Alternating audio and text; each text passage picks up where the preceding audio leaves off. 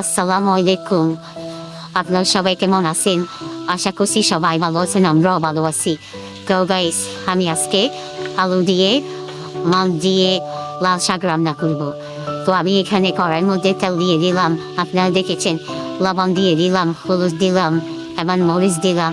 তবে আমরা হলুদগুলা একটু কম দিব, কারণ লাল শাকের মধ্যে হলুদ একটু কম দিলে লাল শাকের রংগুলা একদম লাল হয়ে যায়।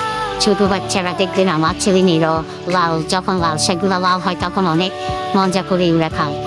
তো আমি একটু পানি দিয়ে দিলাম, কারণ পানি না দিলে তেলের মধ্যে শুধু হলুদ মরিচগুলা ভাজা করলে ওগুলো ফুরে যায়। এই কারণে একটু পানি দিয়ে দিলাম। তারপরে পানি দিয়ে এগুলা কষিয়ে আমি একটু আলু দিয়ে দিলাম, মাছ দিয়ে দিলাম। তারপরে মাছ এগুলা একটু আবার আমি এগুলো সবগুলো দিয়ে একটু পানি দিয়েছি, ওগুলো একটু কষিয়ে নেব। তারপরে গাইস, আমরা এগুলো একটু কষানো হয়ে গেলে, ভালোভাবে কষানো হয়ে গেলে আমরা এখন একটু এগুলা জল দিয়ে দিব। জলগুলা দেওয়া হলে আমরা একটু পরে যখন পানি আরেকটু দিলাম, আর একটু দেওয়ার পরে আলুগুলা যেন একদম নরম হয়ে যায়। নরম হয়ে গেলে তখন আমরা এগুলাকে, যখন একটু পানিগুলা ব্লক হবে তখন আমরা লাল শাকগুলা দিয়ে দিব। লাল শাকগুলা দিয়ে একটু পুরোটা পান্তাই করে দিব। এরপরে নাড়াচাড়া করে ব্লক এসে গেছে, এরপরে আমরা লাল শাকগুলা দিয়ে দিলাম। লাল শাকগুলা দিয়ে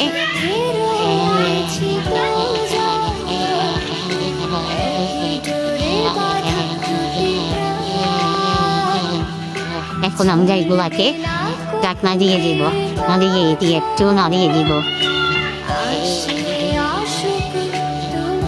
যেন মাছগুলা না ভেঙে যায়, কারণ মাছগুলা ভেঙে গেলে কাঁটাগুলো একদম শাকের মধ্যে সবগুলা হয়ে যাবে।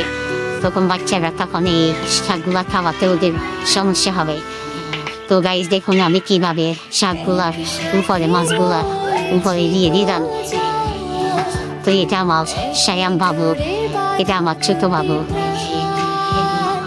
বাবু আসছে আমি রান্না করতে করতে, ও আমার সাথে আসে একটু খেলাধুলা করলো। ওকে আপনারা আমাদের ভিডিওর মধ্যে দেখেন, ও আমার সবসময় আমার পাশে থাকে। তো এর মধ্যে আমাদের রান্নাগুলা হয়ে গেছে। আমি রান্নাগুলা একদম দেখেন একদম শেষ হয়ে গেছে। এখন আমি অন্য পাতিলে আমি এগুলা তেলে রাখে দিব। আমি মাটির চুলায় কিন্তু রান্না করলাম। মাটির চুলাতে রান্না করলে